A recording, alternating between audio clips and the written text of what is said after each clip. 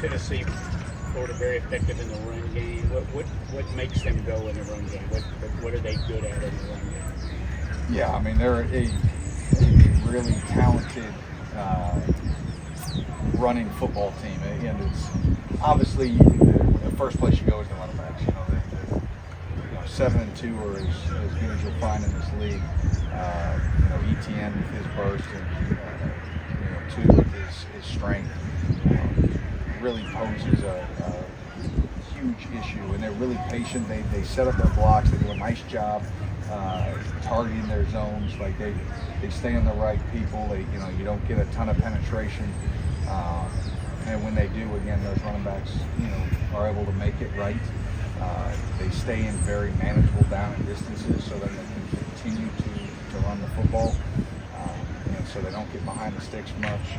The quarterback does a nice job protecting the ball, so again, it gives them the ability that if they want to run it, on third down, they can run it on third down.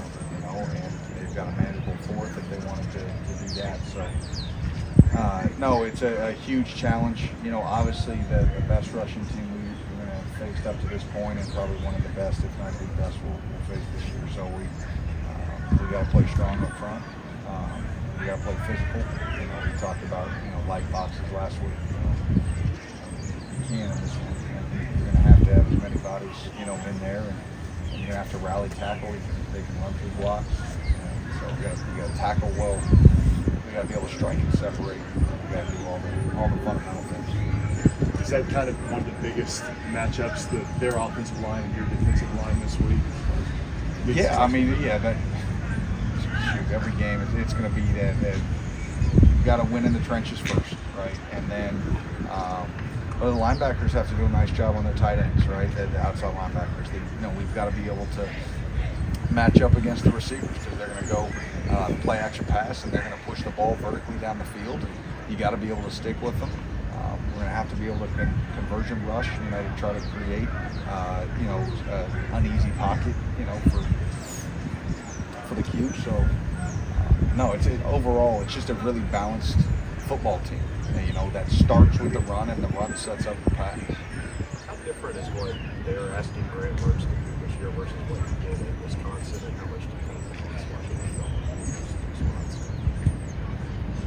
Yeah, I think there's some carryover in the fact that both teams were, they always sort of pride themselves on the run game, right? And then it builds into the pass game. I think what Mertz is doing a really nice job of is he's protecting the football, and people don't need to not get it twisted, he's just a game manager. No, that's not.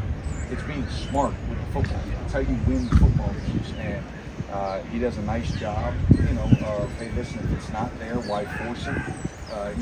Take the check down, get it to those backs, and you don't have to just hand it to the running backs in the run game. Like you can check it down in the pass game.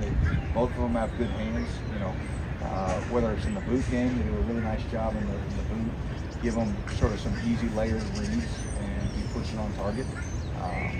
The receivers do a nice job of understanding just sort of how to create enough space. And, I think it's a system that he's comfortable with, and he looks very comfortable operating it. And so that's going to be a key for us, is we have to try to create a little bit of, uncomfortable. We've got to make it uncomfortable for them, and make them operate, in a sort of a very positive. How do you feel about the way you done it against them? I think for a large chunk, I thought it's been solid. I thought we fitted up, for the most part, pretty good. We've let a couple get out. Some are based on the call, some misfits, which you're going to have each year. But for the most part, I thought they've been solid. But we're really going to get challenged and tested this week. Maxwell Harrison had another big game on Saturday. Can you just talk about what you've seen from him this year, and how can he affect this game coming up this week? Yeah, I think we talked about it going into this season that, hey, don't be surprised if some of these corners, jump off and make plays, because they've shown it in spring, they showed it in fall camp. Those first we talked about in game one, he was very much sort of seeing right? An individual tree, and he wasn't sort of seeing the big picture and seeing the forest, you know, and that's what you'd expect from a first-time starter. That's really sort of, he's nervous, he's trying to do right, and now he's gotten to the point now after game 4, he's been able to just relax and play, and he's playing really well. Andrew's playing really well, you know, opposite him. So we need those guys to continue. How can they affect the game? Yeah, I mean, all the time. I mean, how can they're going to have to cover? You know, they're going to have to win some one-on-one balls. Everybody's going to push the ball down the field at some point. You know, obviously, you know, some of those PI calls are, you know, can go either way, whether it's a flag, whether it's not. He's going to have a short memory. He's going to, you know, have to make those plays that we don't get a flag. You know, and because flags extend drives, flags lead to points. You saw that on Saturday. So he's going to have to continue to play well. You know, in sort of his one-on-one matchups, he's done a nice job sort of as a clouded corner. You know, both those interceptions were in that. You know, able to play with some vision, but he's going to have to continue to be able to just match up. Brad, obviously every year is different, but you guys have won the last 2 against Florida. There's a certain level of confidence in this series. Do you sense that from your guys? Like, you know, this Florida game, it's a big game for everybody. Yeah, I think the big thing is this. What happened last year means nothing. So whether, you know, you beat a team once, you beat them multiple times, whatever the case is, like, you have to erase that. Now, is there a confidence level? Yeah, not because we've beaten them, you know, recently. I think there's just a confidence level in the fact that they trust their teammates, they trust themselves, and they're playing, you know, with a little bit of an edge and a swagger, and so I don't think it's team determined. I think they just love to play ball, and whoever you put out against them.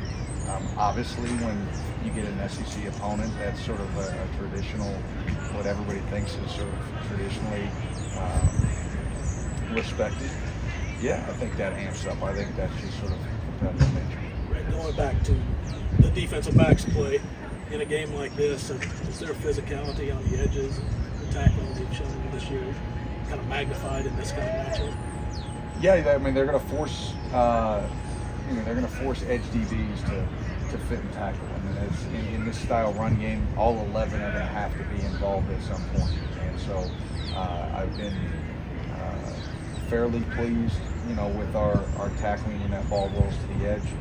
If we do a nice job, you know, setting firm edges with our edge defenders, you know, hopefully we can, you know, we can minimize a little bit, you know, of those backs getting that ball. Brad, yesterday Liam talked about terrible Tuesdays and wicked Wednesdays, just information overload, I guess, on his guys' sort of this midway point in the week. Do you ever feel that way? Do you have any nicknames for the days of the week? Is it over yet? Yeah, no, you have those on Tuesdays. And here's what it comes down to is that we as coaches start that game plan prep on Sundays, right? And then it's Mondays, you get all day. And then Tuesdays, you have your first, like, heavy practice. Now, we're out there on Mondays, you know, light. And so they get sort of an introduction. But we're always a day or two ahead. And so it always makes more sense to you as a coach, and you want to be like, don't you see it? And then you have to say, well, you know what? This is their first day they've heard that. It's the third day that you've been studying it, and you get to do that all day long. They have to go to class. They have other responsibilities. And so as a coach, you have to just train yourself to sort of grind through those 2 days, because by Thursday and Friday is when it sinks in. And so I remember early I would get really frustrated after a Tuesday and really frustrated after a Wednesday, because I'm like, man, we have got no shot come Saturday. But then you go through practice on Thursday and it's a little bit better, and then you go through Friday through the run through, and then you're like, all right, you know what, it's sunk in and he's got it, and then boom, all of a sudden, come Saturday, it made sense, and it was far easier and far cleaner than it ever was in the practice field. We also tend to give the hardest looks in practice to try to make it easy on game day. So, yeah, practice film can get pretty ugly on Tuesday and Wednesday, but you make those corrections so you hope you're ready for Saturday. John, last one. What have you seen from Keyshawn so I think you see growth. Like I think you really start seeing that potential, that lies in him. And the first game, the first couple games, like really played strong, really played physical.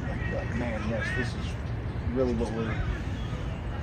But still a little tight, a little rigid, would just stay stuck on some blocks. Hey, coach told me to drive the center, so I'm just going to drive the center. Well, that's the game of football is tackle the man with the ball. So at some point you have to disengage and go get that guy. And so now, again, just kind of like we talked about Max earlier, all right, he's got a lot of snaps under his belt after those first two games. Now, game 3, you see him start to disconnect and go attack the ball.